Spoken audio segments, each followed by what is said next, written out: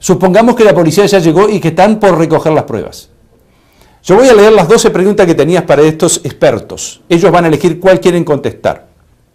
La primera pregunta es, ¿qué medida habría que adoptar para disminuir estas fallas procesales? ¿Qué medidas aconsejaría usted respecto de la investigación penal? Y en la presentación de pruebas en los juicios penales, ¿cuáles sugeriría? ¿Qué opina de los cambios del nuevo Código del Proceso Penal? En delitos cometidos contra la integridad física, especialmente en legítima defensa invocada y o corrupción, ¿qué importancia le da a estos hechos? ¿Qué importancia tiene la determinación de los hechos en el juicio penal? ¿Cuál es el defecto básico del sistema penal inquisitivo escrito respecto de la determinación de los hechos? ¿Qué diferencia hay entre el juicio oral acusatorio y el previo por el nuevo Código del Proceso Penal? ¿Son jueces, fiscales y abogados expertos en la determinación de los hechos? Ya termino. ¿Los ciudadanos legos tienen menos capacidad que un juez para determinar los hechos probados en un juicio? ¿Usted o yo? ¿Tenemos menos capacidad? ¿Qué rol juegan los peritos en la determinación de los hechos? Acá tenemos uno, así que probablemente sea la pregunta que él elija. ¿Cuál es el problema que presenta al recurrir a los peritos en todos los juicios?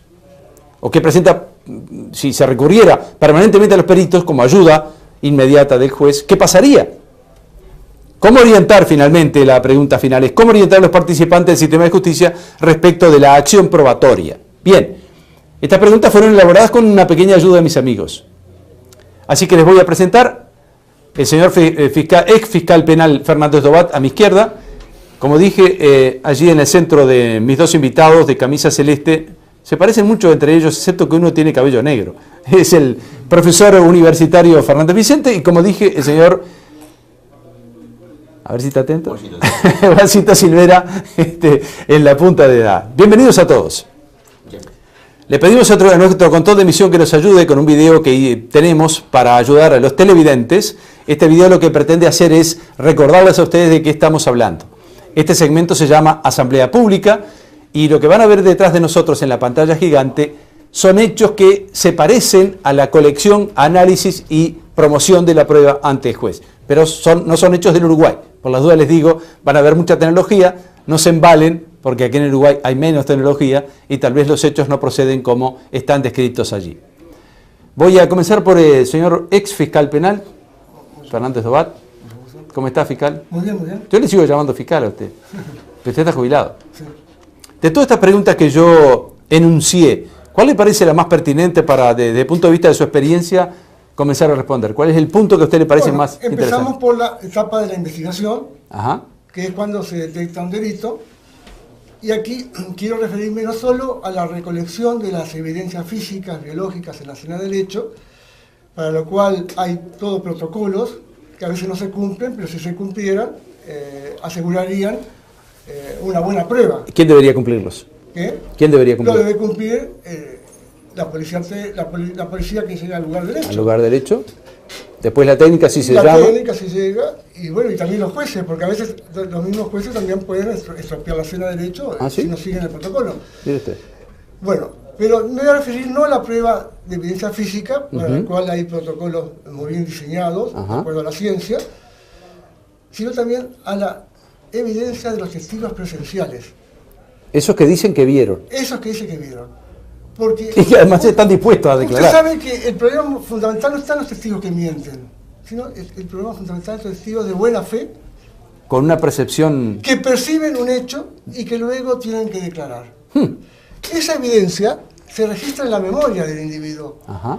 Y esa memoria es tan frágil como las evidencias que están en la escena del hecho. O sea que si se le pregunta mal, si tiene la influencia de otras personas alrededor, a veces de buena fe también. Sí, claro.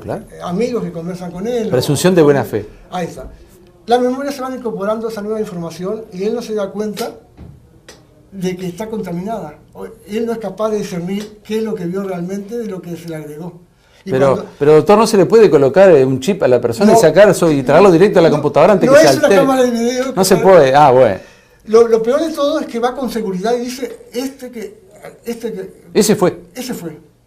Y que usted dice, bueno, no me preocupa tanto un error de ese tipo, pero cuando nosotros condenamos a una persona que no fue, dejamos libre al verdadero delincuente, que va a seguir cometiendo delitos. ¿Te recuerda, señora, cuando se dice prefiero que haya un culpable libre y no un preso inocente?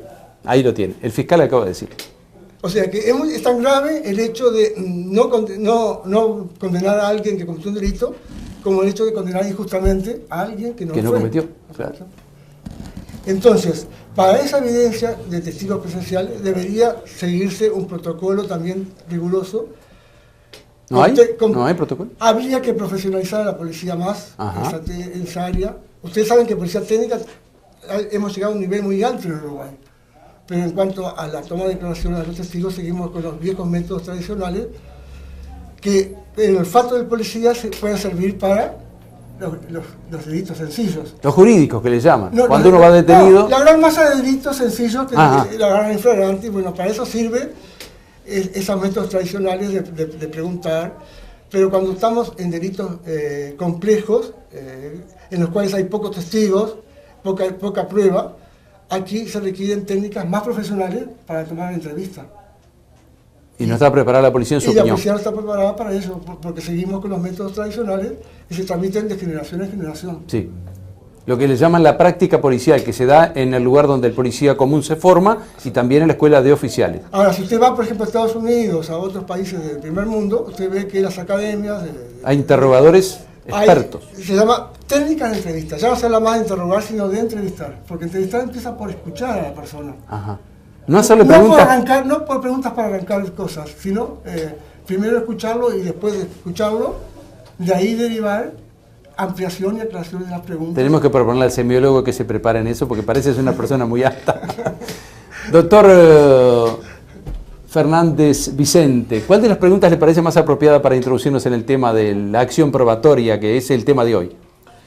Bueno, a mí me resulta particularmente interesante de las preguntas que hizo la referente a la capacidad o aptitud para valorar la prueba reunida por los técnicos, juristas, sea en el rol de juez, de fiscal o de abogado, y por el público, por los legos, por los ciudadanos. Muchas veces se piensa... Los honorables testigos. Muchas veces se piensa que por el simple hecho de haber pasado años en la magistratura, en la fiscalía o en la defensa penal, se desarrollan actitudes y en realidad, en vez de desarrollarse actitudes, pueden haberse acotado a rutinas.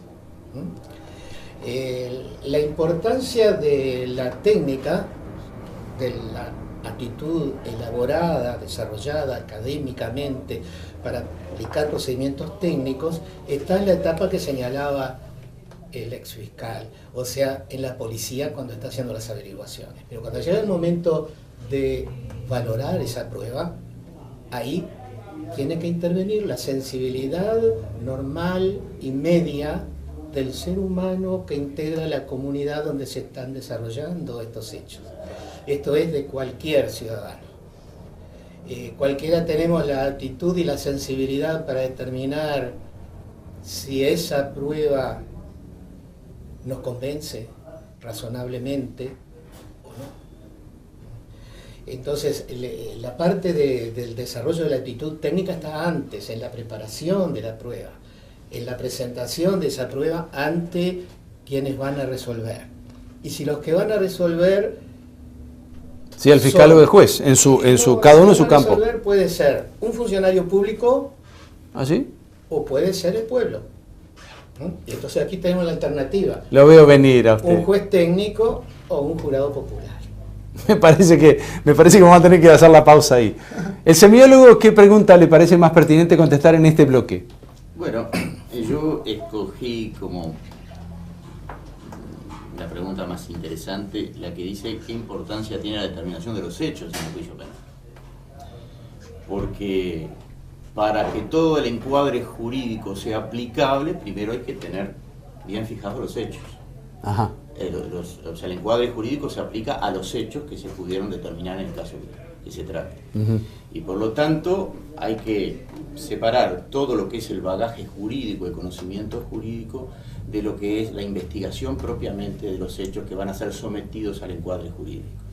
Por eso me parece que es una pregunta interesante, porque ¿qué sucede? Los operadores judiciales, jueces, fiscales, defensores, ahí tiene uno, no se especializan en determinar hechos, lo hacen empíricamente en el ejercicio de sus roles, pero no hay una formación específica en cómo se analiza una situación que acontece en la sociedad y que es después sometida a los... ¿Usted sí tiene esa formación, semiólogo? Los peritos nos especializamos en un área determinada. En periciar determinados hechos. O sea, a todos los peritos normalmente se nos fija un objeto pericial. Nos especializamos en analizar ese objeto. ¿En su caso? En mi caso, es interesante la pregunta que usted me hace, porque la semiótica estudia los procesos de producción de significación y sentido. Y todo acontecimiento social es un suceso que produce significación y sentido. Interpretar ese suceso y los significados que emergen de ese suceso van en auxilio de la interpretación posterior. Así que empíricamente, cuando la persona dice para mí esto tiene sentido, está apoyándose en conocimientos que no tiene pero que intuye. A ver, el proceso de lo que se llama semiosis, el proceso de significar, lo hacemos todos. Lo hace usted, lo hace el fiscal, lo hace él, como docente. Lo estamos haciendo ahora en este momento. Lo estamos haciendo en este momento. Promovemos una comunicación para un fin. Todos participamos del proceso de significar. Pero el proceso de significar es objeto de estudio especializado que lo hace la semiótica. Mucho más en los casos penales. Cuando un juez significa un hecho y significa un caso y lo somete a las normas, en realidad está significando un hecho y luego está significando las normas y está viendo cómo puede, en el caso penal, por ejemplo, hacer la llamada adecuación típica. Es decir, si un hecho determinado encuadra dentro de lo que es una figura de tipo penal, y cómo se le aplica. Pero ahí viene el problema más interesante, la prueba. En eso estamos. En un momento volvemos con Asamblea Pública. Estamos aquí reunidos con 3 expertos de diferentes campos, tratando de decirle a usted por qué los delincuentes entran por una puerta y salen por la otra. Siempre le responden lo mismo, es por la prueba. No tengo prueba. Las que me trajeron están embarradas, son pruebas sucias, son insuficientes, son inacabadas, son pésimamente presentadas. Ya veremos de dónde sale toda esta historia después de esta breve pausa. Canelones tiene todo y se sabe de todo menos de lo que pasa en una ciudad vecina. Por eso desde hoy, El Corresponsal TV. Solo Canelones. Todo Canelones.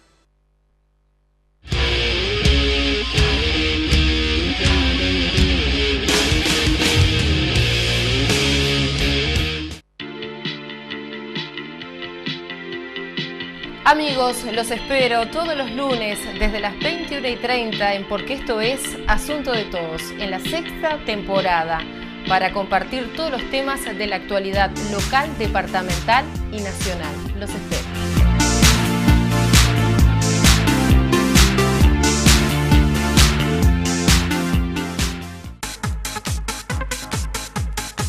¿Querías deportes? Canelones Deportivo. ¿Querías más deportes? Canelones Deportivo. Desde el 5 de marzo, de 18 a 20, Canelones Deportivo. La opción en deportes, Canelones Deportivo.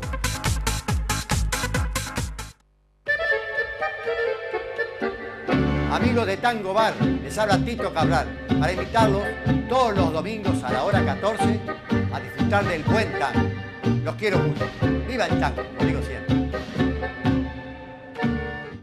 Canelones tiene todo y se sabe de todo menos de lo que pasa en una ciudad vecina. Por eso desde hoy, El Corresponsal TV. Solo Canelones. Todo Canelones. El problema que tenemos la mayoría de los periodistas entrevistadores es que queremos que nuestros entrevistados tiren bombas, pero casi nunca lo hacen porque ellos tienen un pasado, un presente y probablemente un futuro, si es que están en una carrera. Si son universitarios, mucho más. Sin embargo, de vez en cuando aparece una bomba. El señor perito que estábamos hablando recién, en este segmento llamado Asamblea Pública, nos están diciendo qué diablos pasa con la prueba. La famosa prueba por la cual un juez no puede condenar a alguien que parece, especialmente para la persona que sufrió el evento, parece culpable. Los peritos son la inmediata ayuda que tiene el juez, porque el abogado argumenta El fiscal acusa, básicamente es eso. Obviamente el abogado defensor argumenta a favor de su defendido. Pero el perito debería ser un tercero por fuera que le dice al juez: yo opino esto de acuerdo a lo que se me ha presentado. El perito que tenemos hoy invitado nos dice que él quisiera una policía judicial. Y yo le digo: sí, yo quiero ser lindo y ser millonario. Y tener pelo. Yo también participo en la idea que el Uruguay debería convertir a la policía científica, que le llaman ahora, en policía judicial. Que no dependa del Ministerio del Interior, sino que dependa del Poder Judicial. O tal vez de otro mando, perito. ¿De qué mando le gustaría a usted que dependiera? Y todo depende, cómo se puede... No, como dice Jarabe de Palo, todo depende. Claro, todo depende, porque depende de quiénes. ¿De qué depende? Depende de los legisladores, cómo quieren instrumentarlo, si alguna vez lo quieren instrumentar. Bueno, supongamos que sí. que Vio que ellos siguen la línea del agua. Lo más probable es que diga la policía científica se traslada. Podría mencionarse un Ministerio de Justicia, por ejemplo. Yo le dije que iba a tener una bomba, ¿vio? Podría mencionarse que dependa directamente de la Suprema Corte de Justicia con algún organismo creado a esos efectos. Es lo que se ha dicho casi siempre. Pero en el nuevo código, por ejemplo, se prevé que el que va a dirigir la investigación sea el fiscal, y el fiscal no está en el Poder Judicial, está en el Ministerio Público, Poder Ejecutivo hasta ahora. Dale, vamos a preguntar al fiscal qué opina de eso. Por eso digo, el legislador tiene que pensar cómo, si algún día la quiere instrumentar, en cuál de los poderes la quiere instrumentar. Sería más útil, más pertinente. Porque tenemos un sistema de poderes del Estado. Claro. Entonces, la policía judicial, ¿a qué poder debería pertenecer? La palabra lo dice. Yo lo que digo si es judicial, debería ser de la justicia. Claro, judicial porque opera en el sistema de justicia. Bueno, por eso. Judicial sería que pertenece al sistema judicial, y sería, o sea, el poder judicial. Pero si los fiscales dirigen la investigación... ¿Qué sentido tendría que su mano derecha estuviera en otro lugar? Entonces está en otro lugar desde el punto de vista de la, muy cierto, buen razonamiento. Relación jurídica. Usted eligió otra pregunta, ¿verdad? Para complementar su participación. Sí, no, yo quería terminar esta idea de la policía judicial y por qué. Yo creo que la policía tiene especialización o la formación es en prevención, disuasión y represión de los delitos. Y allí es donde está su fuerte, me parece. Y creo en lo personal que debería abocarse la policía a esa tarea. Y la investigación que es el acumular la suficiente información para poder llevar pruebas a la justicia, debería estar en otra área. Entre otras ¿Policial cosas, también? ¿Policial también? En otra área, cuando digo policía judicial, evidentemente le estoy dando un rol investigativo a esa. O sea, no la tenemos. Usted no la tenemos. Usted la aspira a tener. Hoy por hoy aspira como ciudadano. La misma policía que tiene la función de prevenir, disuadir y reprimir es la que siga con eso. Que siga con eso. Pero a ver si nos entendemos. En el esquema social de funcionamiento de estas situaciones y de estas relaciones que se van produciendo en la operativa de cada día de la policía, se habló en alguna oportunidad de descomprimir la corrupción policial. La corrupción policial no se produce por la disuasión o por la prevención o por la represión del delito, se produce por la investigación. Por la investigación, porque es donde se adquiere la información. Y la policía se corrompe con la información que dispone, no se corrompe con las otras actividades. Con llegar tarde o temprano a un hecho. O por pegarle más o menos a un detenido que se desacata. No es una bomba, pero el tema de la corrupción es un hecho que ha preocupado siempre a las autoridades de todos los... No, la bomba fue la del Ministerio de Justicia, que usted sabe que tiene pésima reminiscencia. Esta sería otra bomba. Pero no va a tener más remedio, porque además al darle la potestad al fiscal ya están de alguna forma separando esa parte, ¿verdad? Hay cosas que pero vayamos a la pregunta, porque si no se nos va el tiempo. En un terreno confuso, ¿no? ¿Cuál es su misión dentro del proceso judicial, que creo que es la que usted había elegido? La otra pregunta sería, ¿qué rol juegan los peritos en la determinación? Nadie más que usted puede hablar de eso. Me comprende las generales de la ley, pero bueno, el rol de los peritos son auxiliares de la justicia, son auxiliares del juez, en aquellas áreas donde el juez no puede por sí mismo entender sobre un determinado aspecto. Solo del juez, no del fiscal, ni de la parte.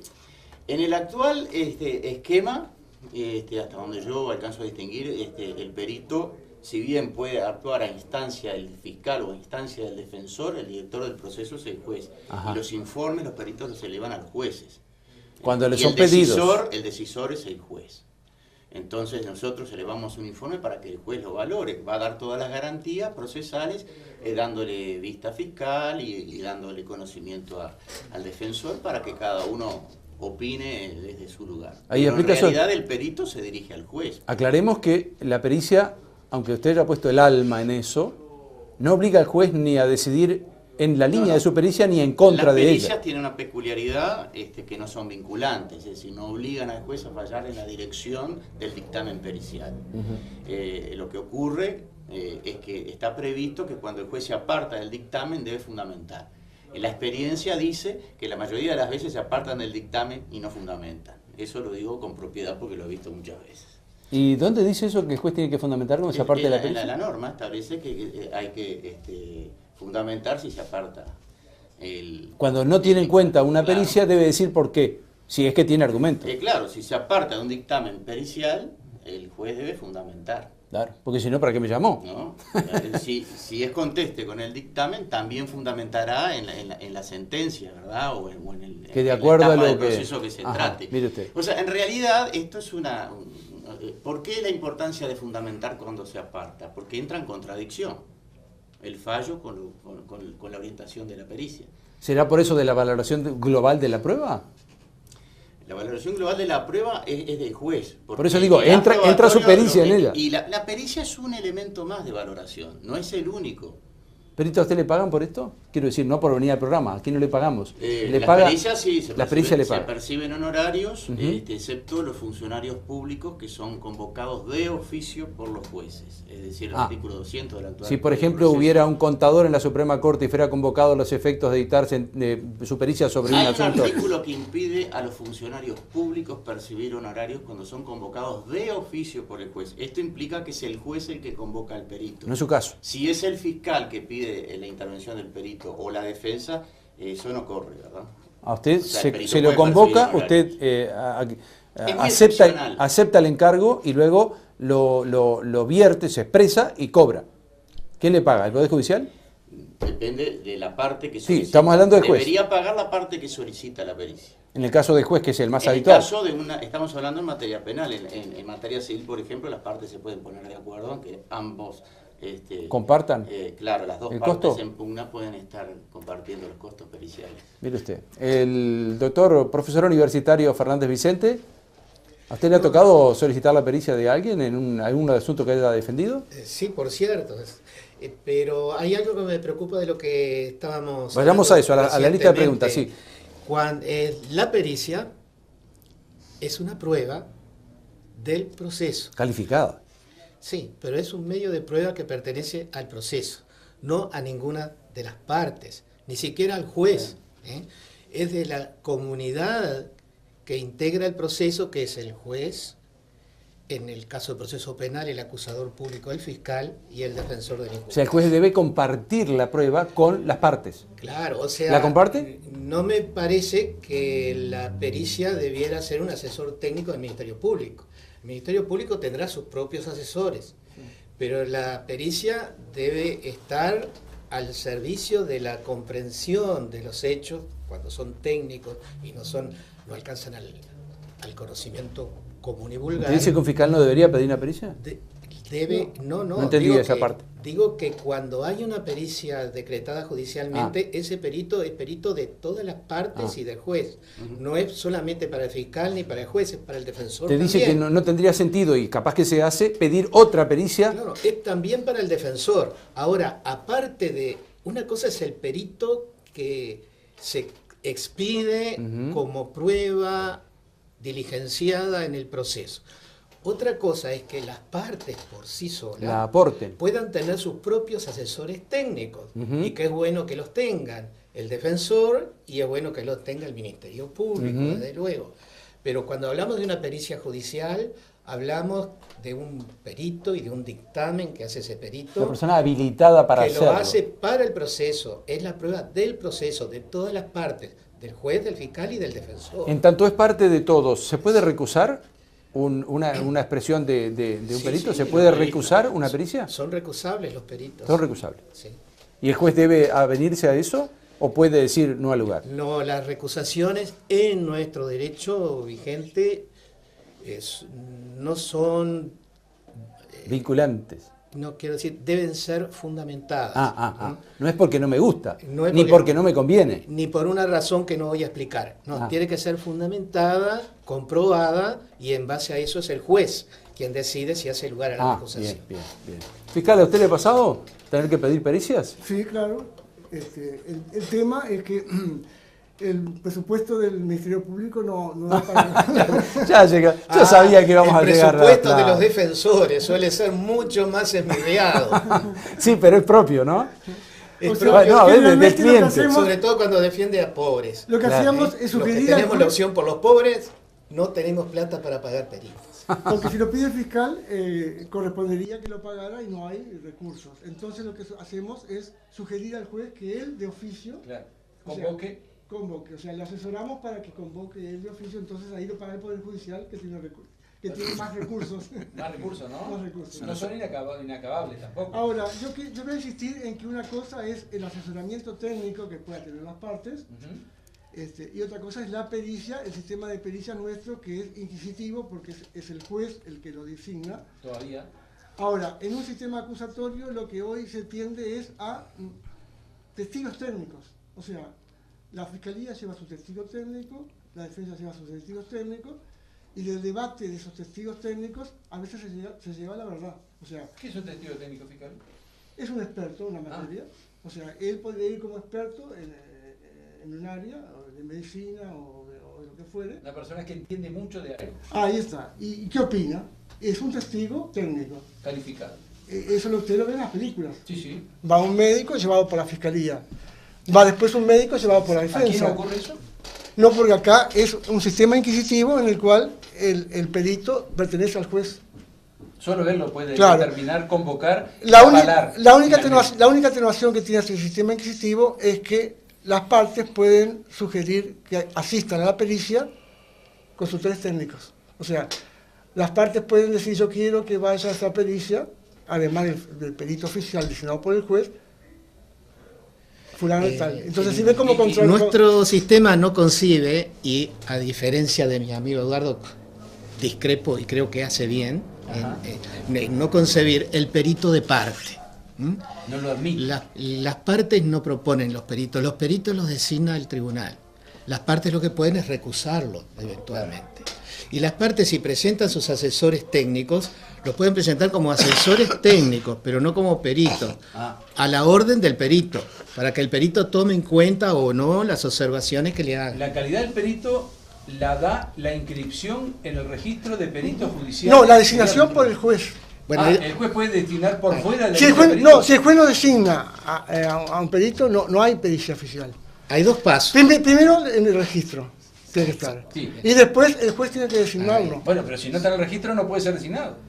¿O sí? Ahora sí. En algunos casos se puede Ahora hay designar. una modificación de la norma. Porque puede haber sí. expertos, Que esté fuera de esa lista. Y se de necesitan peritos para el habilitados, caso. Porque uno no está obligado a inscribir Ahora, en el registro único. No está obligado. No es Puede que- ser un sapiente. Y si el juez entiende que hay una persona que es muy Altamente idónea y no calificada, está en el registro, la puede la convocar puede. porque tiene la potestad de hacerlo. ¿Y las partes tienen que aceptar o es preceptivo? Siempre podrán recusar. Pueden recusar. Bueno, pero yo quiero Concéntrese en la defender mi pregunta. concepto. Muchas veces se dice que por ser perito oficial es, digamos, se presume que es, digamos, la verdad, y que si el consultor fue designado por la parte, hay una sospecha de parcialidad. Exacto. Ah, sí, Ahora, mi es verdad. experiencia Sí. me indica que muchas veces fueron mucho mejores desde el punto de vista convictivo, pericias pagadas por la parte, por ejemplo en medicina, Ahí tenemos un atraso. que muchas veces destrozan totalmente una pericia muy superficial hecha, digamos, entonces... No, defiéndase, perito. Entonces yo, ¿por qué no me puedo convencer por algo por el hecho de que haya sido contratado por la parte? Si la persona, como me acuerdo, había un médico psiquiatra, que, en el caso de Goncalves, que dijo, a mí me contrataron, pero yo le dije a mi cliente, éticamente, yo voy a decir lo que pienso. Y le salió en contra a Goncalves. O sea, lo contrataron O sea, que presuntamente a favor. No, es que no se contrata a favor, se contrata Sí. para que haga un trabajo. Para de su opinión, claro. Puede salir a Pero al favor. ser pagado por la parte, uno espera Ahí que está. le sea favorable. Bueno, y caso de Semillero le ha pasado lo mismo, también lo han contratado a él, pero ha salido en contra de eso.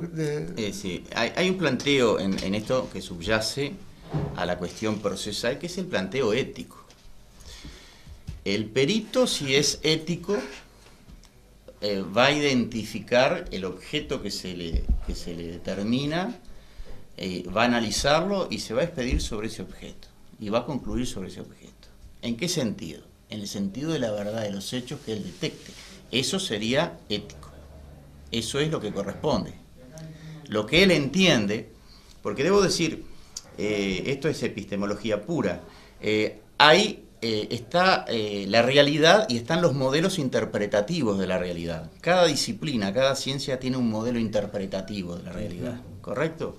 Entonces, la medicina sobre un extremo del proceso se va a expedir desde su modelo interpretativo, pero sobre otros hechos que hacen a la decisión judicial y que de repente concuerdan, o sea, mejor dicho, convergen en algún momento al mismo objeto, se puede pedir otro perito y tener una visión que de repente es coincidente o puede ser divergente. Allí es donde el juez tiene que valorar los elementos.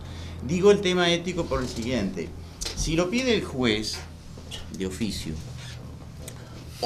quiero hacer una aclaración además por lo que decía Fernández Vicente. A lo que yo me refería primariamente es que la pericia la puede solicitar por iniciativa del Ministerio Público, pero cuando es convocado el perito, por supuesto que está a disposición del proceso judicial, no a disposición del fiscal. Estamos de acuerdo. Y si la pide un defensor, porque entiende que sería valiosa esa pericia, no está al servicio de los intereses del defensor, sino que está a los intereses del propio proceso. O sea, a la verdad del proceso, de los hechos que hay que determinar. Sí, no fue recusado, naturalmente. Pero puede ocurrir también que un defensor, por ejemplo, es lo más común, no tanto los fiscales si quieren pedir una pericia, le dicen al juez, quiero que se haga una pericia tal o cual. Pero el defensor puede consultar a un perito, va a la lista, lo convoca y lo llama a su estudio y le pregunta, mira, ¿se puede hacer una pericia de este tipo? ¿Es privado? Sí, porque de repente... Hasta que lo convoque, porque a veces no se sabe si el objeto pericial no es pericia técnicamente. Si es viable. A mí me han llamado para decir, ¿esto es viable? ¿Se puede hacer este estudio? Bueno, pero no es pericia desde el punto de vista jurídico. Es una consulta. Es una expertise. No, pero todavía no estoy hablando de una intervención técnica, estoy hablando de una consulta, previa. Casi persona que se nos hace para determinar la viabilidad de pedir esa pericia, porque uno no va a pedir una pericia si no sabe si es conducente. Porque la pericia tiene que ser pertinente y conducente, tiene que llevar a un fin que sirva al proceso, no se hace una pericia por cualquier cosa. Usted podría decirle, este no es el ámbito de mi competencia. Uno le puede decir, acá no hay un objeto que se pueda analizar, no yo, sino cualquier perito. Hace poco, en un caso de lavado de activos, un contador dijo, no tengo objeto de análisis porque no hay contabilidad. Claro. Entonces, si no tengo contabilidad, no tengo objeto. Claro. Decir que no hay objeto no es una pericia, digamos, pertinente. No, en ese momento simplemente está predeterminando la viabilidad de una pericia. Ahora, cuando la pericia se dispone o porque la pidió el juez de oficio, eso es de oficio, o porque la pidió el Ministerio... ¿Tiene validez en el proceso? Claro, sí. Si no es recusado. O porque la pidió el Ministerio Público, pero si la pide el Ministerio Público, una vez que el perito entra en el proceso y está al servicio del proceso, está en pericia como si lo hubiera pedido de oficio el juez. Y lo mismo si la pide el defensor y el juez dispone la diligencia. En realidad, hasta allí tenemos una pericia. Lo que sí puede ocurrir es que un abogado defensor convoque a un perito y digo, quiero que me hagas un informe de esto, un análisis de este tema. Eso es un informe de parte y no es una pericia, es un informe técnico de parte. Lo agrega a su escrito el abogado y se lo proporciona al juez como un elemento de valoración, pero eso no constituye una pericia. Desde el punto de vista probatorio tiene menor valor que la propia pericia. Ahora sí. ¿Tiene menor valor desde qué punto de vista? De cómo es considerado, no porque, tenga menos valor. Formal, correcto. Formal. A ver, lo quiero aclarar porque es muy interesante lo que acaba de decir Fernández Dobat. Porque, ¿qué sucede? Yo he presentado informes... ¿Cómo es esa expresión que usó en latino ahí fuera de cámara usted? Cuando venían de fulano, ¿ad qué? El argumento ad verecundiam o el argumento ad hominem. Claro, el argumento ad verecundiam es cuando algo se considera verdadero porque lo dice una autoridad en la materia, ¿verdad? Un eminente médico forense, un eminente abogado dijo tal cosa. En doctrina, por ejemplo, pasa mucho. Como dice el gran maestro... Claro. Magister Dixit. Ahí va. Entonces, eso es un argumento ad verecundiam. Y el argumento ad hominem, por contrario sentido, es aquel que descalifica la opinión porque lo dice alguien que no es muy respetado. La ciencia blanda, como te dijo en la entrevista de por ejemplo, pero eso es otra cosa. Lo suyo es considerado ciencia blanda. Hay muchas disciplinas que son consideradas ciencias blandas frente a las ciencias duras. Usted. Hoy se sabe que no hay ciencias blandas y ciencias duras, como lo dije en esa otra entrevista. Porque no hay ciencias duras. Porque no hay ciencia tan dura que no haya variado. Por ejemplo, en física, yo lo digo siempre, en la física se considera una ciencia dura, pero hay una física einsteiniana y una física newtoniana. Hay un principio de indeterminación de Heisenberg. O sea, ¿qué quiero decir? Estos nombres que yo estoy poniendo acá son nombres de la ciencia dura que han cuestionado los paradigmas o los modelos interpretativos de la realidad que tenían las ciencias duras. Y de hecho, lo que ayer se creía en una ciencia dura determinada ha cambiado y hoy se sabe que no era de esta manera y es de esta otra. Entonces, quiere decir que las ciencias duras hay que tomarlas con cautela. Y las ciencias mal llamadas blandas pueden ser muy rigurosas también metodológicamente. Última pregunta para los tres. Sí, ¿cómo? ¿Cuál es la pregunta que le parece más interesante de las que le habíamos sometido a su consideración? Que son todas muy interesantes. Seguramente. No, pero tratamos Cuando mucho... terminé el programa yo quería ver si usted le había que... Tratamos mucho el tema... Cuando uno está, le dicen algo más que agregar o testar. Bueno, intentar agregar o testar. Estamos en víspera de un cambio procesal. No tenemos que a un sistema inquisitivo, a un sistema acusatorio, que tiende a ser acusatorio, en el cual los fiscales tienen un rol fundamental en la investigación, porque la virtud que tiene este sistema es la especialización. O sea, ahora el juez tiene que hacer de todo. Sí. Y entonces la tener que Dirige hacer... tanto el proceso que casi lo culmina. Que casi lo culmina. Y además está el defecto básico de que una vez que procesa, ese procesamiento es prácticamente la condena, puesto que la misma persona que va a juzgar si es inocente o culpable, ya emitió una opinión y es muy difícil cambiarlo, es una realidad humana. Los jueces tienen la marcha atrás dura. Es una realidad humana, es una realidad humana. Entonces, no tienen marcha atrás. No tienen marcha atrás, dicen.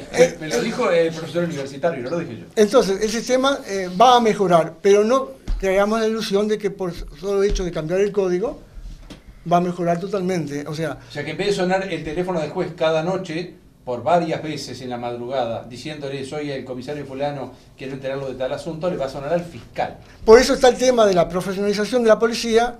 Cuando hablamos de policía judicial nos referimos a una policía profesionalizada en la investigación. Ahora, ojo, que la investigación comienza de repente en la gente que está inmediato al hecho. Yo sigo pensando... Entonces, ¿esa gente va a pertenecer a la policía judicial? No, va a seguir perteneciendo a la policía común. A mí me hubiera gustado que en esta silla estuviera sentado y lo convoqué al jefe de policía de Canelones, o su ayudante, el comisario inspector Hernán López, o incluso el que gobierna las 5 seccionales que en la jurisdicción donde está este canal, que ha venido varias veces, el jefe de policía también vino, pero no llegué a tiempo para convocarlos, y el comisario inspector Quevedo, que es el jefe de las 5 seccionales, tendría que haber estado aquí, porque si bien él no va al lugar de los hechos, excepto cuando es necesario, y muchas veces es necesario, el propio jefe de policía nuevo ha dado órdenes de que toda vez que el oficial jefe pueda ir, que vaya. El problema es que en realidad a él le dan herramientas ya forjadas. ¿Qué son las herramientas ya forjadas, en mi opinión? Los policías que le entregan con un arma, dije hoy un palito irrespetuosamente, la vara policial, y que además no se usa ya, y el cobre cabezas, y el uniforme. O sea, le entregan herramientas ya forjadas. Difícilmente él pueda, en el desarrollo de los hechos, mejorar esa preparación que los policías reciben. Y en mi opinión, y en mi experiencia, cuando un policía recién salido de su curso de formación como agente policial va al lugar de los hechos, la mayoría de las veces no tiene la más pálida idea de lo que hace. Y ahí empieza la investigación. Y ahí empieza el problema. Entonces, por más que tengamos a policía judicial especializada... Sí, porque cuando llegó dice, pero a ver, no estamos hablando solo del Uruguay, estamos hablando de la Argentina. ¿Ustedes vieron el caso que presentó la Nata, el caso Nisman? Sí. Cuando asesinaron. Sí. Había 18 personas en la habitación, que apenas cabían 2. Sí. Pisoteaba la prueba, la propia fiscal estaba parada arriba de unas gotas de sangre, estaban atrás del video, una cosa increíble. O sea, a ver, estábamos... Consuelo de muchos es el mal de muchos, consuelo de tontos. Entonces la preparación viene en todas las capas, o sea, en todas las capas, sí, desde los jueces, fiscales, defensores, policía judicial y policía común. Ahora le voy a decir algo que me decía mi mamá. Si alguien va a la feria y me compra buena verdura, y va a la carnicería y también, seguramente una comida decente va a salir. Pero si desde la feria me traen porquería, yo no puedo ser maga y transformar eso en una buena comida. ¿Qué quiero decir con esto? Que si se prepara bien al policía que va al lugar, seguramente con no tocar y no dejar tocar, ya estaría, una regla de oro además, ¿no? Ya estaría en principio algo encaminado allá abajo, que es de donde surge la prueba. Después sí, viene la etapa de la investigación y luego intervendrán los peritos en su momento. Pero tengo para mí que el peor problema está en el lugar de los hechos. Bueno, uno de los peores problemas. No es peor. ¿No es peor? ¿Los fiscales son peor? No. Podría ser. Porque hay aparentemente las personas dicen, pero con la cantidad de pruebas que le llevó la policía, el fiscal me acusó. Fallas existen en todos los niveles. En todos distintos niveles. En todos los niveles. El cierre para este programa, fiscal. Usted venía diciendo que vamos hacia un nuevo proceso. No. En 2017. Yo pienso que tenemos que ser optimistas de que vamos a un sistema que en América Latina se ha superado. Por lo tanto, si bien no es la varita mágica para resolver todos los problemas, al haber especialización, los roles, fijar los roles de cada uno de los actores del sistema, da oportunidades de mayor profesionalización y más capacidad, más efectividad. ¿Usted tiene esperanza entonces? Yo tengo esperanzas. A pesar de su gran experiencia, lo que viene debería ser mejor. Va a ser mejor. En el 2017. Bueno, no sé si 17 o 18, pero... Bueno, el gobierno dijo 2017 el nuevo código, ¿no? Bueno, si se aplica por zonas, ¿sí? En toda la República, yo creo que no va a ser. Claro. Van a empezar con las famosas áreas como plan piloto. Señor profesor universitario, ¿y usted qué le dice a sus alumnos? ¿Tiene esperanza de que el nuevo sistema mejore algo? Yo siempre tengo confianza en lo nuevo, por principio. Mire usted. Creo también que hay una exigencia desmedida respecto de los jueces. Hasta hace pocos años, los jueces procesaban de oficio, los jueces penales, sin intervención de fiscal. A veces hasta los actuarios, yo fui testigo de eso. También, bueno, y pasaba el expediente después de procesado a la fiscalía. Y el fiscal se enteraba después de procesado, pues se procesaba de oficio. Porque el juez era juez y era fiscal. Ahora también. No, pero en una época que había juez de instrucción y juez de. ¿No? Bueno, juez de instrucción. No había una época. Es la actualmente. El juez de instrucción es juez de castigo, de pero pena también. ¿Cómo era antes? No, había separación. No, anteriormente habían jueces de instrucción y jueces de correccional. De correccional, exacto. Los jueces de instrucción eran los que instruían, esto es, averiguaban, hacían la investigación. Y le llevaban al otro juez que iba a decidir. Era el que decidía. Ahora va a ser el fiscal. Bueno, pero hay una división, ¿no? Hasta no hace mucho el juez era fiscal porque procesaba, hacía de oficio sin necesidad que el fiscal lo pidiera, por lo tanto cubría también la función de fiscal, además era juez de instrucción y además era juez de pena. Y defensor también. Bueno, y ahora no hay que perder de vista que hay otra duplicación del juez que le estamos exigiendo, que es excesiva, que es la de tener que dar el veredicto y la sentencia. El veredicto es la valoración de la prueba en cuanto a la verdad de los hechos. La sentencia es la aplicación técnico-jurídica al culpable una vez determinada la verdad de los hechos de la culpabilidad. Profesor quiere juicio particular. Pero es que así como los fiscales acusan y los jueces procesan y dirigen el proceso, los ciudadanos son los que habilitan el derecho de castigar del Estado y son los que dicen si los hechos son verdad o no son verdad. Y una vez que está determinado el veredicto, es el juez el que tiene que fallar. No se crean que pasa de otro modo actualmente, porque ¿qué hace el juez antes de fallar? Da el veredicto. Solamente que su veredicto es interno, no lo cuenta. Después dice la sentencia. Asimismo, esto es igual. Lo que procesó y decide. Claro, esto es igual a lo que pasaba cuando el juez procesaba de oficio con presidencia del fiscal. Ahora hace el veredicto, que deberían hacer los ciudadanos, y él mismo dicta después la sentencia sobre su veredicto que quedó en las sombras, oculto en la intimidad de su conciencia. Señora, si usted cree que esta persona es la misma que estuvo el otro día promoviendo los juicios por jurado, tiene razón. Es la misma persona. Es un profesor universitario que junto con otras personalidades del derecho y también personas comunes, dice que es momento de que en el Uruguay se cumpla lo que le dijeron los fundadores 1830. Y lo que ya ha sido realidad en Uruguay. Esa constitución decía que se facultaba al legislador para que en algunos juicios criminales la decisión fuera de un jurado y no solamente de un juez. Él, desde el año 90 y pico, viene promoviendo junto con otras personalidades que se reglamente ese artículo de la Constitución, el 13 actualmente, está vigente todavía, para que se determine que los juicios, algunos juicios criminales puedan ser por jurado. Es decir, usted o yo metidos en un jurado, como las películas, ¿vio? Albérico, tengo una primicia para usted. No es del 92. El otro día, limpiando y ordenando activos de papeles, me encontré con un artículo periodístico de 1981, ¿no? En un periódico que publicábamos acá en Las Piedras que se llamaba El Ideal, en plena época de transición, se da cuenta, 81-82. Y ya ahí encontré un artículo que habíamos publicado a propósito del juicio por jurado.